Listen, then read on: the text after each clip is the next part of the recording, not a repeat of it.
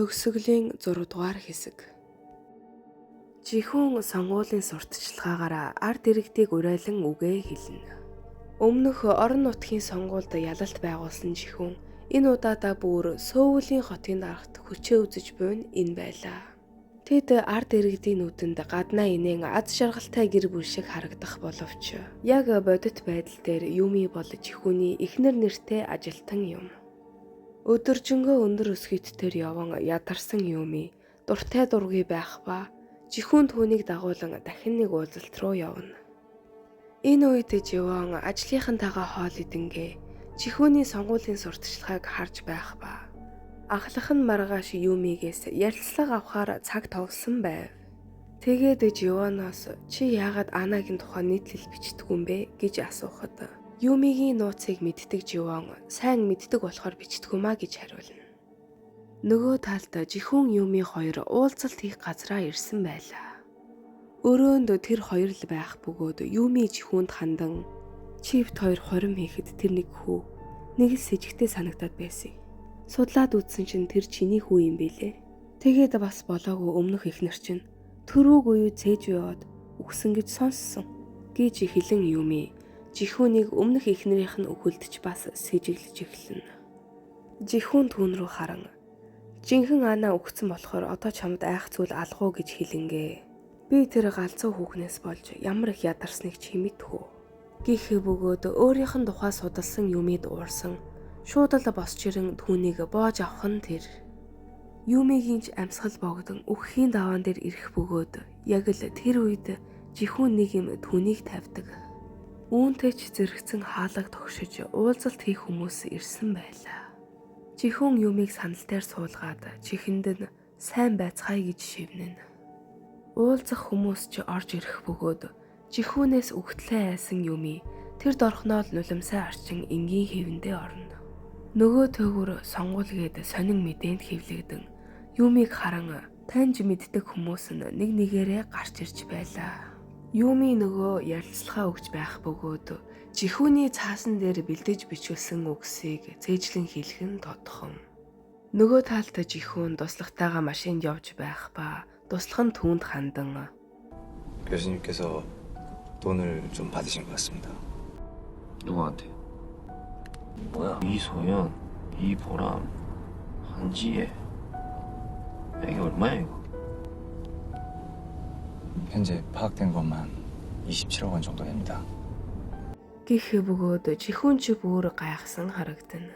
Юми Анагийн нэгсэн 3 тэрбумыг төлөх гээд баахан хүмүүстэй уулзаад мөнгө аваад яваад байсан нь зүгээр ч нэг өгсөн мөнгө биш байх бололтой. Удахгүй жихүүний хувьд чухал сонгуул болох гэж байгаа болохоор тэрээр нэр цэвэр байхын тулд энэ асуудлыг бас л зохицуулах хэрэгтэй боллоо. Үзэгдэл шилжихэд ахлах нь Юмигийн туслахыг уртаа зогсоон загнаж байх ба хариуцсан эзэгтэйгээ яагаад юу хийгээд яваад байгааг нь мэдтгүй байна гэж үгээр идэн зэвүүцэнэ. Орой болоход Юми асрамжийн газар байгаа ээжигээ эргэж очдог. Ээжтэйгээ ярилцахад ээж нь бас л түүнийг таньдаггүй. Тэгээд Юмид хандан манай охин Америкт байдаг юм л да. Захиа бичээд өгөөч гэх ба би хэлгүй болохоор охинтойгоо уцаар ирж чаддгүй гэж хэлнэ. Юми юу гэж бичиж өгөх вэ гэж асуухад ээж нь Юмигээ маш их санаж байна гэж хэлдэг. Үүнийг сонссон Юми нүдэндээ нулимс мэлтэлзүүлэн суух нь тун хөөрхилэлтэй. Үзэгдэл шилжихэд Живон гэртээ ширээнийхэн ард бодол болон сууна. Учир нь гэвэл тэрээр Юмитэй уулзсан болохоор тэр өдөр Юми үүрээр Живоныг ирийг зорж очсон нь бүх үннээ илчлэхээр ирсэн нь энэ байжээ. Хаанаас ахуулаад ярих хэрэгтэй юм бол доо. Юми Ана болсон яриа. Бүгдийг мэдэж байсан байх нэ. Анхандаа их эвгүй байсан ч одоо ерөнхийдөө цэгцэрчихсэн. Яагаад тэгсэн бэ? Хар гэрийн амьдрал хэцүүгээд бүгд чам шиг амьдрдгүй штэ. Хичээсэн боловч болоогүй. Бас Ана татаархсан. Чи одоогийн байдлаар нэг юмд нөлөө бүхий хүн болохоор чиний тухай энэ бүхнийг би нийтлэхээр шийдсэн. Өмнө нь баригдчихгүй гэж айдаг байсан боловч одоо бол тэхгүй. Та миний тухай мэдээгээч бичээд цагдаад ч бас бүгдийг мэдгдээрээ. Ана амиа хорлоогүй. Жихүүний өмнөх эхнэрч бас золгүй явдлаар өнгөрөөг. Энэ флаш дотор жихүүний компани хууль бус үйлдэлүүд хахуул гээд маш олон материалууд байгаа. Ана болон түүний өмнөх эхнэрийн хүн амны хэргийн тухай мэдээллүүд ч бас байгаа. Би жихүүний нууц хүү болон хуурамч диплом хоёрын тухай мэдээлэл задруулсан боловч яаж чадаагүй жихүүнд баригдчихсан. Тэр мэдээллийг чи задруулсан байсан юм уу? Тийм ээ. Наад мэдээллүүдээ яг сонгуулийн өмнө задруулвал зүгээр байна. Бүх нууц баригдах юм бол давж гарахад хэцүү л байх болно доо. Би одоо хангалттай бэлэн болсон. Би ингэж нурж унах гэж энэ хүртэл ирсэн юм шиг байна. Гэхдээ та битгий санаа зовдоо. Би өөрөө мэдээд амьд гарах болно. Гэж Живан болон Юми хоёр өмнө нь ярилцсан байх нь тэр. Үүний дараа Юми туслахтайгаа ярин суух ба өнөөдрөөс ахуулаад түүнийг халагдсан гэдгийг хэлдэг. Маргааш орой Юми жихүүнийг мдээгүй байхад бүгдийг цагдаад мэдэгдэх бөгөөд туслахаа үүнд хамааралгүй болохын тулд халан өөрийнхөө замаар яв гэж хэлнэ. Гэтэл туслах нь түүнд таныг хинч байсан би таны хажууд эцсийн хүртэл байх болно гэж хэлдэг. Үүний дараагаар жихүүний хүсэн хүлээсэн сонгуулийн хариуг зарлах үе эхэллээ. Юмигийн утсанд ээжээс нь дуудлага ирэх ба совилагч ээжийнх нь утсаар ярин ээж нь таныг хайгаад байна. Ямар ч байсан удаан тэсэхгүй юм шиг байна шүү. Хурдан ирэх боломжтой юу гэж асуудаг. Энэ гонигтай мэдээтэй зэрэгцэн жихүүн ч сонгуульдаа ялах нь тэр. Сэтгэл санаа нь бүр хачин болчихсон байгаа Юмиг жихүүн тэрвэрэн босгоно. Живан ч Юмигийн төлөвлөгөөний дагуу цаг харан суух ба тэд хамтдаа жихүүн болон Ана гээд ер нь бүгдийг л илчлэхээр төлөвлөсөн энэ байлаа. Юмигээс ч түүнд мессеж ирэх бөгөөд жихүүн маргааш өглөөний Америк явах онгоцонд суувал тэр үед боломж олдно гэж бичсэн байв. Живан ч хойд дөрөөлөө орж хүмүүсээс нуцаар уцаар ярина. Тэрээр Юмигийн даалгаснаар бүгдийг цагтаад мэдэгдэнэ. Нөгөө талд ялалтандаа сэтгэл хангалуун байгаа жихүүн гэртээ ирсэн байгаа нь харагдана. Тэгээд Юмиг дагуулan орох гэхэд Юми нэг л хөдөлж өгсөнгүй. Юми жихүүн тандан ээжийнх нь би муу байгаа, яг одоо очих хэрэгтэй байгаагаа хэлдэг.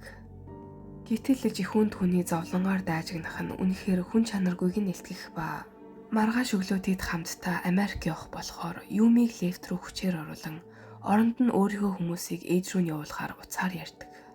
Маргааш өглөө тэд дуйлан шуугантайгаар Америк нисэх онгоцонд сууцгаана. Юми нэг л зовиртой суух ба түүнд дуудлага ирэн ээж нь нас барсныг хэлдэг. Ингээд Юмигийн хувьд бүх зүйл өнгөрчээ. Тэрээр аавыгаа алдахдаач очиж чадаагүй. Энэ удаад бас ээжигээ алдахдаач очиж чадсангүй.